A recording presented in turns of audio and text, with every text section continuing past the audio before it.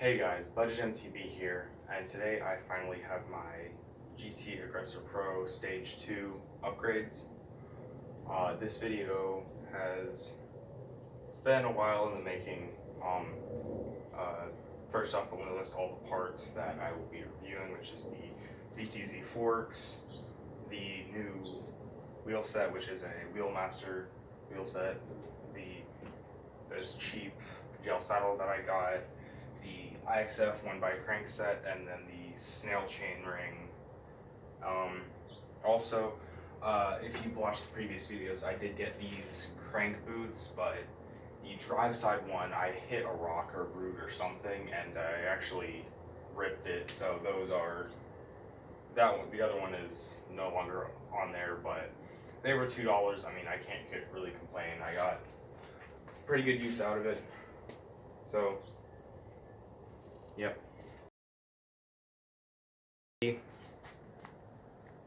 Now, I can't say for sure if it's necessarily more comfortable than the saddle. Personally, I think it is, but seats are going to depend a lot on the user, the way your sit bones are and whatnot. This one works for me. Also, it has the relief channel here, so it definitely helps ventilate when you're on the longer rides and whatnot, so you don't get as hot. And so, I think this stage is pretty good. Okay, so the next upgrade is the 1x IXF crankset. To start off, I paid $30, or roughly $30. I think the exact was like 27 something. Roughly $30 for this crankset and about $5 for this chainring off of AliExpress. However, I can no longer find them for that price. If you do, please share in the comments. We can let people know that you can find these still for around $30. It's been a good crankset to me. One of the reasons I swapped from the old 3x riveted to the 1x crankset was, one, that crankset was getting a little bit worn out and whatnot, and also, I didn't really find myself shifting to the first and third chain rings that often. I mostly only used that middle 34 tooth, but I found, I didn't really, it felt like just a little bit too tight, and the smaller chain ring just felt too loose, while I was riding, and so that's why you can find the IXF cranksets for about $40 on Amazon. I still think that's a good price. Pretty much anything under $100 is really a good price for a crankset, because most name brand cranksets start out as far as Holotech style bottom brackets, square taper cranksets you can get for a lot cheaper. But if you're gonna buy a knockoff crankset, I'd go for one of the Holotech ones, because you can buy I think it's a Shimano crankset that's square taper for around I think $40 or $50, and it has chainring bolts. One of the things you want to make sure that you're buying a crankset that has chainring bolts instead of rivets, because you want to be able to here, let me grab one. As you can see, a riveted crankset, you can't remove the chain rings on there. They're just all riveted together. You can't remove them. So once your chain rings wear out, you have to replace your entire crankset.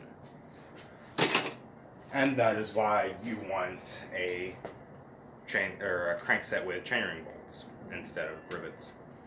Now, this chain ring I paid for, less than $5. I think it was like $4.50. I ordered a 32 tooth oval blue chain ring, and as you can see, this is not blue or an oval. This is most definitely a black round chain ring. I'm not too bummed about it. I paid $5 for it. I don't really care that much, but that's just one thing to note. So I won't be leaving a link to that chain ring. The other thing is, I still have the front derailleur on here because I have not replaced this chain. The stock chain does not come with a master link in it, so if you ever have to remove your chain, you either have to replace it or put a master link in it. I probably should have replaced this chain like a year ago. I mean, it's already very worn out, as you can see. I mean, you should not be able to pull it that much off there. But I will be replacing my entire drivetrain eventually with microshift Acolyte if I can ever get the derailleur for that, because my drivetrain is very messed up and worn out. Alright, so next upgrade. Okay, so for the ZTZ forks, I'm not going to go too much into detail about them because I have a separate video where I reviewed these, but overall they have performed very well for the price and such. They don't have the rebound adjustment. That's really the biggest downside I can see. The lockout does work very well though.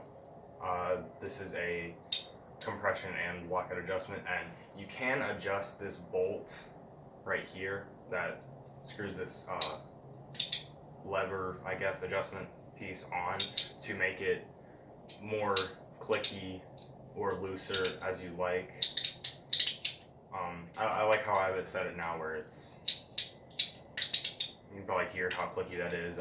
It does make it stiffer, you know, if you want it to not come loose while you're riding. Just watch that, because, you know, as you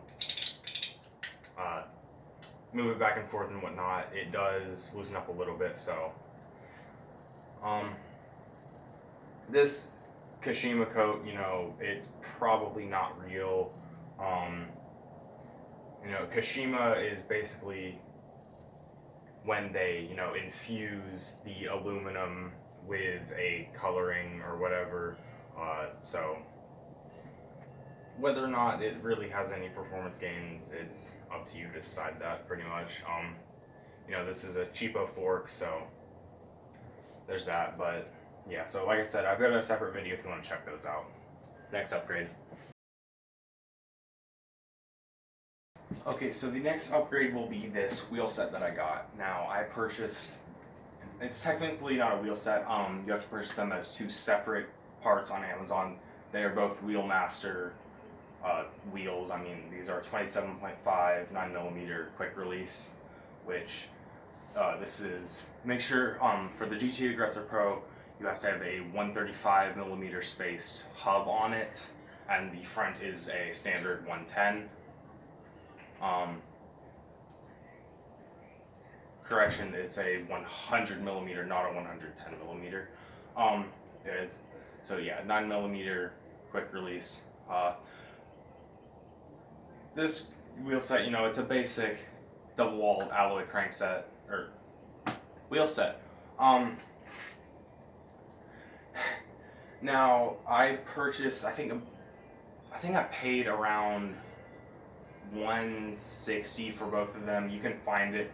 If you make sure you get them on sale, you can buy each of them for about $75, which, you know, I bought the rear wheel for about $90. I think I paid about $70 for the front wheel, but a short while after I got my rear wheel, it went on sale for around $70, $75. So just make sure you watch the sales on these. You know, it's a budget part, so you know you want to make sure you're getting the best deal on it. But yeah, so about $150-ish wheel set, depending on if you can find it on sale or not, because it's pretty much a constant sale that goes on these, but it just fluctuates somewhat. They've been good. You know, it's definitely a good durable wheel set. Pretty much the reason I replaced the back wheel is because I really bent up the rear wheel on for the stock wheel. And so I just went ahead and replaced it. You know, I plan on replacing the wheels eventually, and then I also, a short while after that, I replaced the front one. You know, it's a fairly generic, you know, it's got Wyman hubs and Wheelmaster branded, Wyman rims and Wheelmaster branded hubs. But, you know, it's been good to me. There is a slight wobble in the front wheel, but that is because I, you know, crashed going over tabletop. You know, I've ridden these fairly hard. I haven't ridden a ton of miles on them because the weather's been really bad here, but they've held up well. So that's all the Stage 2 upgrades I've done to this GT Aggressor Pro.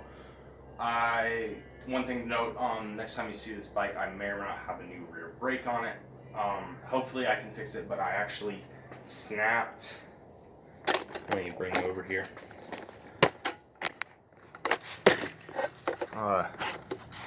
As you can see there, I snapped the bleed nipple off when I was trying to replace, so I replaced the seals in my banjo bolt here because they were leaking a little bit, and I must have over tightened or something,